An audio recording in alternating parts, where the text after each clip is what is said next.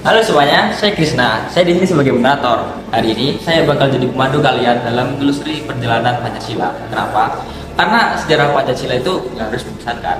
Makanya hari ini saya akan memandu kalian dan ada beberapa peran yang akan kita kenalkan. Mari kita berkenalan. Halo semua.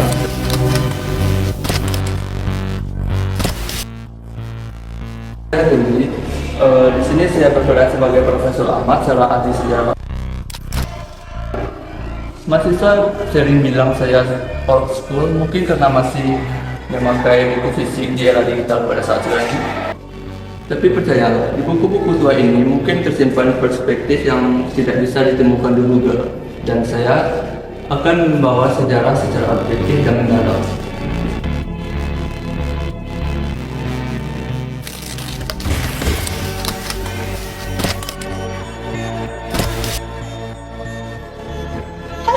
Syifa di sini sebagai Dr. Maya, pengamat sosial politik dan peneliti di beberapa lembaga sosial nasional. Di sini ada data, angka, dan semua yang kalian butuhkan untuk memahami kondisi Indonesia secara empiris dan asumsi. Saya percaya pada pendekatan saintifik. Di sini kita membutuhkan data. Saya di sini membawa bukti analitis berbasis riset.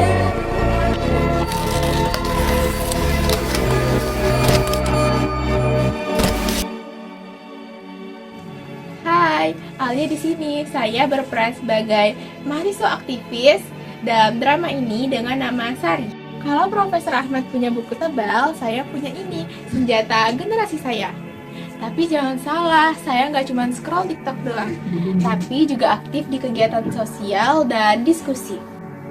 Saya di sini mewakili suara mahasiswa yang kritis tapi tetap peduli sama masa depan bangsa. Dan ya, saya suka debat, jadi profesor siap-siap ya. Hai semua.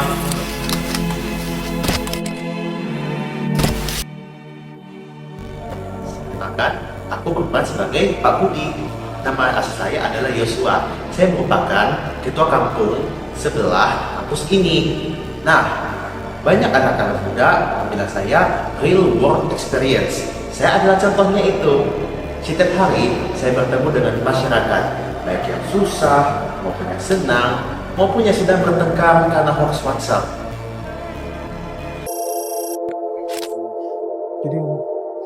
Nah, sekarang kalian sudah kenalan sama tim kita. Dari kelima orang ini memiliki latar belakang yang berbeda, tetapi memiliki satu tujuan yang sama, yaitu memahami Pancasila. Jadi, mari kita mulai perjalanan kali ini. Dari masa lalu yang melewati kekacauan masa kini menuju masa depan yang kita impikan. Let's go.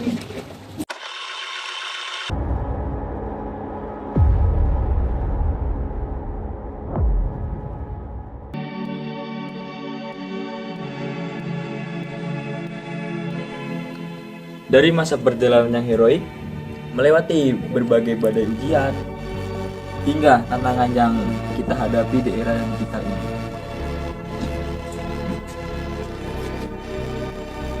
Tapi, sebelum kita mulai, mari kita renungkan. Apakah Pancasila begitu penting untuk kita?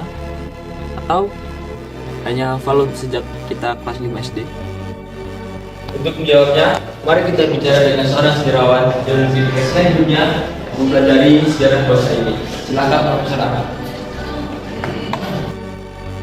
Terima kasih.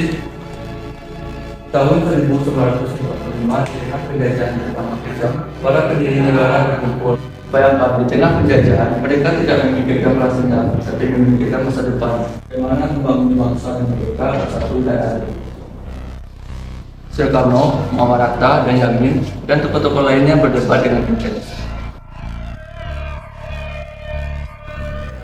Di tengah perdebatan, ada yang menginginkan dasar negara Islam, ada yang sekuler.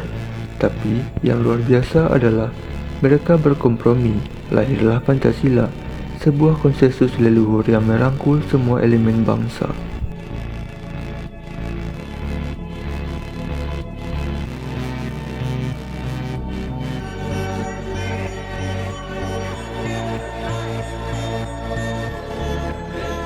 Boleh saya interupsi? Saya sering mendengar cerita Harry ini. Tapi pertanyaan saya, jika Pancasila sudah ada sejak 1945, kenapa sampai sekarang, hampir 80 tahun kemudian, kita masih bergulat dengan intoleransi dan perpecahan? Nah, bagus. Dan itulah sebabnya kita di sini. Pancasila itu sebagai pohon beringin yang ditanam oleh para penduduk. Mereka mengambil bibitnya, jadi kitalah yang harus menyirami dan merawatnya. Sayangnya, dalam perjalanan sejarah ada masa di mana pohon beringin itu hampir mati.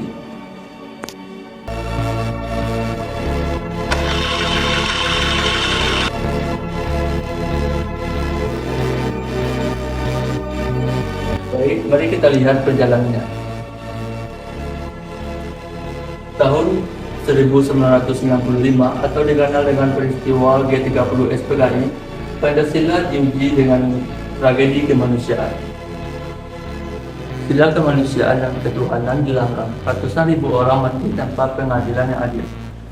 Lalu, Orde Baru menjadikan Pancasila sebagai alat kekuasaan. Keempat, indoktrinasi, tapi tanpa substansi. Pancasila dihafal, tapi tidak dihayati. Bahkan di sekolah-sekolah, Pancasila hanya dihafal untuk dinilai, bukan untuk dipahami. Kemudian tahun 1998 atau dikenal dengan era reformasi, kebebasan meledak, tapi kebebasan tanpa tanggung jawab membawa masalah baru. Bahkan Prof, yang terjadi pasca tahun 1998 adalah euforia demokrasi yang kebebasan. Kebebasan berpendapat disalahartikan menjadi kebebasan bertindak. Kebebasan beragama berubah jadi pemaksaan keyakinan. Dan era digital memperparah semuanya.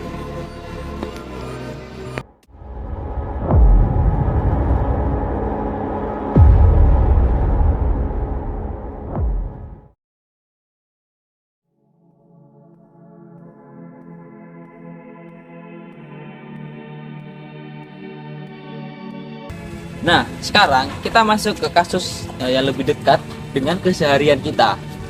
Pak Budi, beliau adalah sosok yang sering aktif mengikuti kegiatan sosial. Pak Budi? Ya.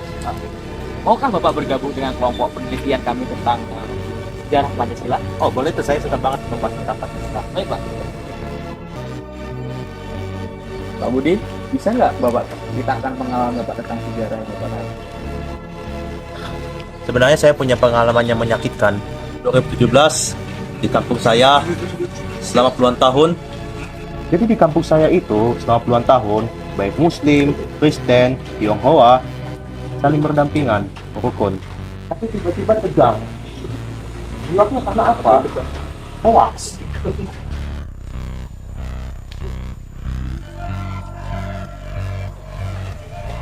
Ada satu pesan berantai yang mengatakan bahwa salah satu kelompok agama akan mengambil hak tanah milik warga. Tetapi nyatanya itu bohong, hoax. Tapi karena terlanjur diviralkan itu, orang-orang tetangga yang awalnya baik itu berprasangka baik, akhirnya menjadi curiga. Di kampus juga sering terjadi, ada mahasiswa yang dibully hanya karena berbeda pandangan politik dan juga beda agama. Ironisnya, kita semua mengaku Pancasila. Ini yang saya sebut Pancasila di bibir tapi tidak di hati. Data dari berbagai survei menunjukkan peningkatan intoleransi, terutama di kalangan generasi muda yang seharusnya lebih terdidik. Lihat ini, berdasarkan survei, sekitar 40% mahasiswa setuju dengan tindakan intoleran terhadap kelompok yang berbeda. Ini sangat mengkhawatirkan. Tapi Dokter Maya, jangan salahkan generasi muda saja. Ini produk dari sistem pendidikan yang gagal mengajarkan Pancasila dengan benar. Terus kami terpapar algoritma media sosial yang sengaja menciptakan echo chamber.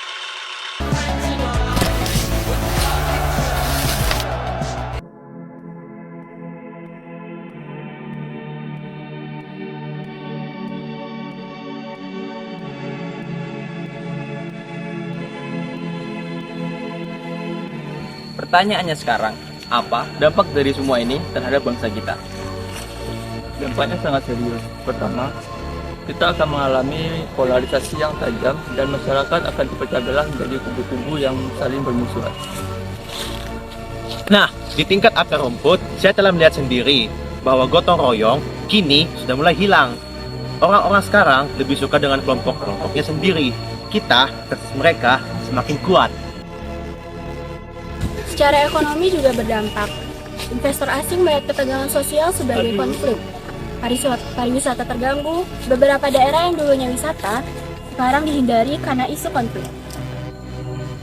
Yang paling saya sedihkan adalah dampaknya terhadap generasi muda. Kami kehilangan role model, kami bingung siapa yang harus kami contoh. Politisi sibuk berkelahi, tokoh agama ada yang menyebarkan kebencian, dan influencer hanya peduli likes.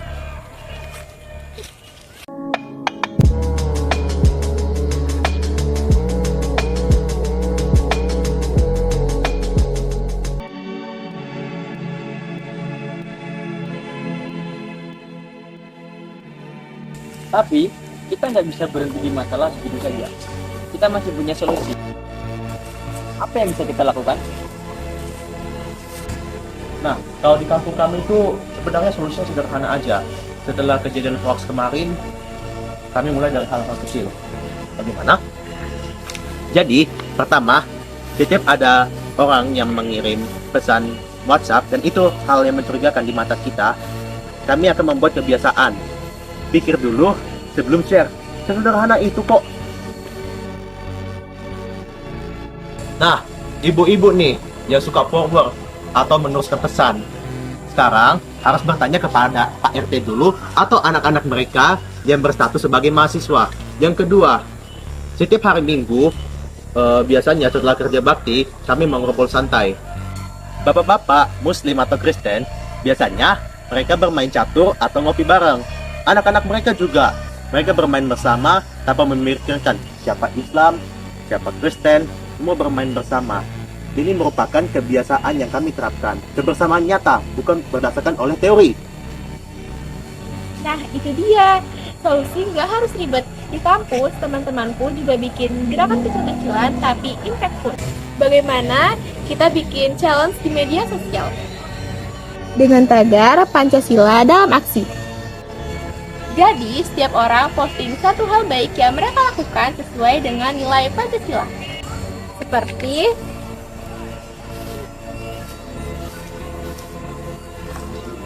menolong orang kelaparan walaupun beda agama. Bro, ini aku ada dapat berita baru, ini betul nggak sih? Mengecek fakta berita sebelum di-share. Selain itu, share makanan sama cleaning service dan gak judge orang dari penampilannya.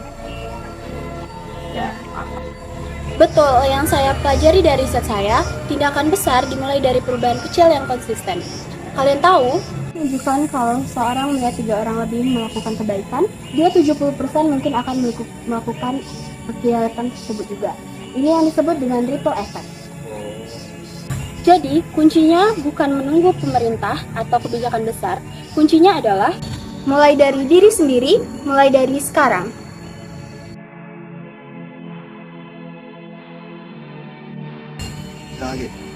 Inilah yang saya sebut Pancasila dalam praktik, bukan di buku, bukan di pidato, tapi dalam keseharian.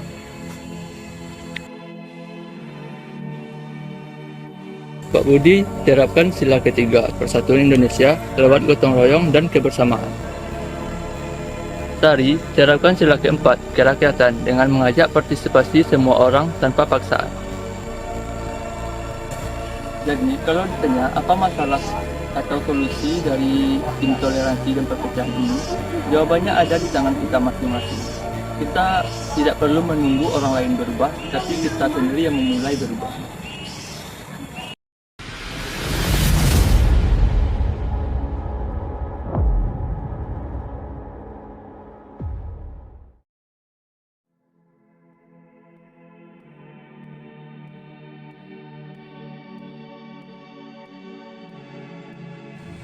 Jadi, setelah berbagai upaya itu, apa hasilnya? Nah, di tingkat lokal ada perubahan nyata. Di kampung kami sekarang menjadi percontohan bagi desa toleran. Nah, kami juga mendapat penghargaan dari pemerintah daerah. Nah, tapi yang paling penting dari semuanya itu, anak-anak kami tumbuh dengan melihat keberagaman itu sebagai kekayaan, bukan sebagai ancaman. Di kampus, Pancasila tidak lagi dianggap kuno atau membosankan.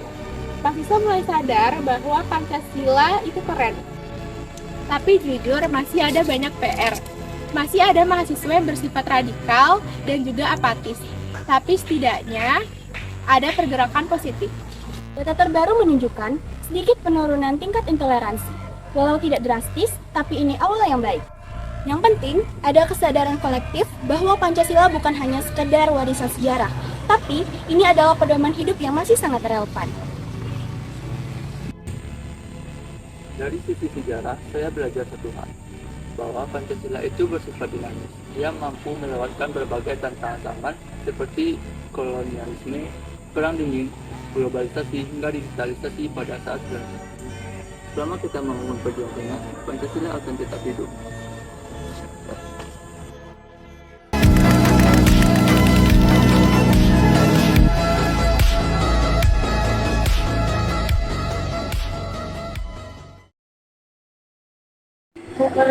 Sahabat-sahabat, dari drama singkat ini ada beberapa hal yang dapat kita simpulkan.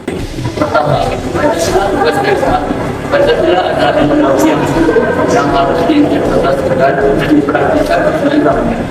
Kedua, perubahan bisa dimulai dari hal-hal kecil, baik keluarga, baik tetangga, komunitas. Kita tidak perlu menunggu dari pemerintah, kita bisa mulai dari sekarang.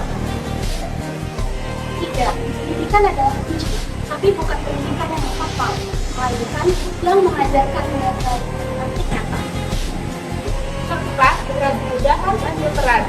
Kami akan menentukan masa depan Pancasila. Kalau kami apatis, maka Pancasila akan mati bersama generasi kami. Dan yang terakhir, yang paling penting, Pancasila Pancasila bukan milik masa lalu, tapi tanggung jawab masa depan.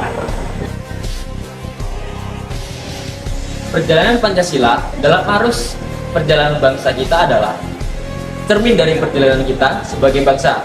Kadang cerah, kadang gelap, kadang kokoh, dan kadang rapuh.